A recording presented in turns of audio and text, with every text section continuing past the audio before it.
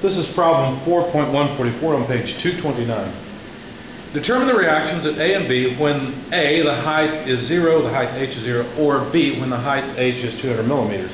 That won't make much sense until we see the drawing. The system looks like this. We've got a hinge, point A,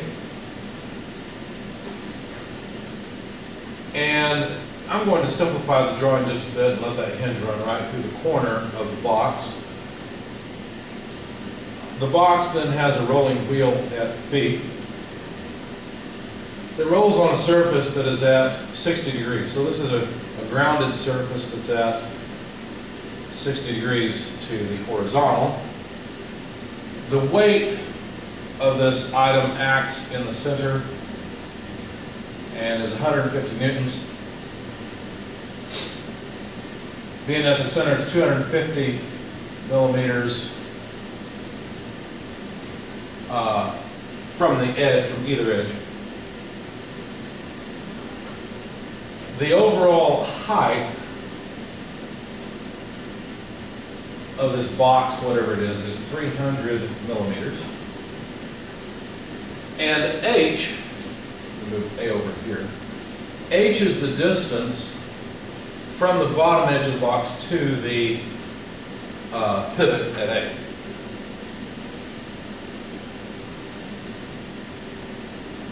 So what we'd like to do, we'd like to find the reactions when h is 0. Here, let me draw that. I'll add a free body diagram on top of this. So there must be a reaction AX, AY. I'm assuming a coordinate system, obviously, typical XY coordinate system. The weight is another force. And there must also be a reaction B. Now, since we have a wheel here, the only direction that force can be is normal to the surface. In other words, at 90 degrees to that angle. I haven't drawn it very well, but that's the direction the force at B must act in because of the wheel. Okay. So we're supposed to find, sort of given and defined, we're supposed to find AX, AY, and B, the magnitude of the forces, when h is 0, when there is no height, when that pivot is down here on this point, and when h is 200 millimeters. Okay. So I began by summing moments about point A, taking counterclockwise as positive. Now, regardless of where A is, in case A or case B, the moment arm for the weight will be a horizontal moment arm, and it's 250 millimeters. So all I have to do is take the weight, 150 newtons, times 250 millimeters. Notice it's a negative moment because it's tending to cause a clockwise rotation. That's opposite to the direction that I've assumed to be positive. And then I went ahead and broke up B into a BY, BX component. So if you think about B consisting of a vertical and horizontal component, call this one BY and this one BX. Okay. So BY causes a positive moment, so I have to write plus BY times its moment arm, 500 millimeters. BX causes a negative moment about A, assuming we have some height h. So minus BX h. H never goes negative, so having that negative sign makes sense, because if there is some height, then BX is going to tend to cause clockwise rotation, which is negative. But that's it. Those are the only forces that cause moments. And I'm setting this up generally so it will work for both case A and B. If we sum forces in the horizontal direction, we'll have AX minus BX equals 0. So that just tells us AX equals BX, at least in magnitude. They're opposite in directions. AX is going to push this way, BX is going to push that way. I mean, BX has to push this way because of the direction of that wheel, or where that wheel's mounted and how it's arranged. Some of the forces in the Y direction, well, we've got AY, we've got weight acting downward, and we have BY acting upward. That sum also must be 0. Now, just because I've used bx and by, I went ahead and wrote that bx has to be b times sine of 60 degrees, because obviously our 60-degree angle is, well, let's see, if we extract that triangle, where would it be?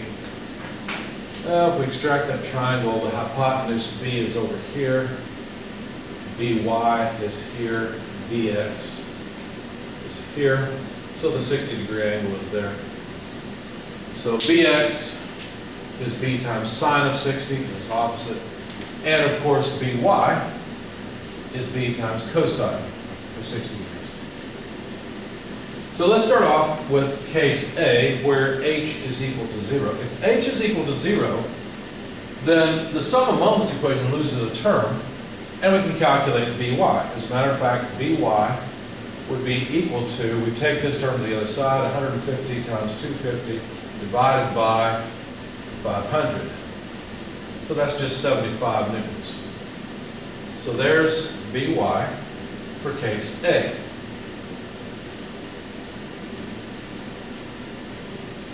Of course, I guess that's not really what we care about. We care about B. Well, B, I've got by, is by over cosine of 60 degrees. So if you plug that into your calculator, that's just 75 over cosine of 60 degrees. That comes out to 150 newtons. So really, that's what I wanted, was the reaction to B. I probably should not have put a box around this one. So that's one of the questions. What's B when h is 0? And now, if we sum forces in the horizontal direction, we can say ax equals bx, but bx is just b sine 60. So ax equals bx equals b sine 60 degrees equals 150 newtons times sine of 60 degrees, and that comes out to about 129.90 newtons. And this is, well, this is just ax. And then summing forces in the y direction from this equation, well, let me work up here, I guess, since I have some space. Ay equals the weight minus by. The weight's 150 newtons, by is 75, so obviously Ay is just 75 newtons. And that's it. For case A, there are the answers. So let's jot those down over here. B is 150 newtons. I'm not going to write newtons because I'm running out of space here. Well, maybe I've got enough space for it. AX is 129.90 newtons. AY is 75 newtons. So there's our solution. Notice that our sums don't change just because we move to B where we have some height h. Also, bx and by do not change because the angle of that incline does not change. So for case B, I don't lose this term. I've still got that term. So what I decided to do was say the sum of moments about A tells me that negative 150 times 250 plus, and instead of writing by, I wrote b cosine of 60 degrees times 500 minus, and instead of bx, I wrote b sine 60 degrees times h, which is 200, equals 0. Notice now I've only got one unknown, which is b. When you solve for b, you'll get 150 over 250 divided by 500 cos 60 degrees minus 200 sine 60 degrees. Okay. And that comes out to about 488.89 newtons. Okay. And that's equal to B. So we've got B for case B is 488.31 newtons or so. Put a square box around it, calculating these things. And then to get AX, all I have to do is go to the sum of force in the horizontal direction equation and say AX is just BX. So all I need is BX, but BX is B sine 60 degrees. So plug in B, take the sine of 60 degrees. Getting AX is simple. I'll tell you the result. It's about 422.89 newtons. The last thing to do is use the sum of forces in the y direction equation to calculate AY. Now, as we saw, AY is going to be the weight, 150 newtons, minus BY, but BY is just B cosine of 60 degrees, and of course I can plug in B there as well. So AY comes out to about negative 94.16 newtons. In other words, the pin has to push down on the body. Why? Well, notice what happens. The line of action of B ends up either above or below. Definitely, when H is 0, the line of action B goes above A, but when we flip, I believe the line of action B goes below A, and thus the requirement for a negative force in the y direction at A.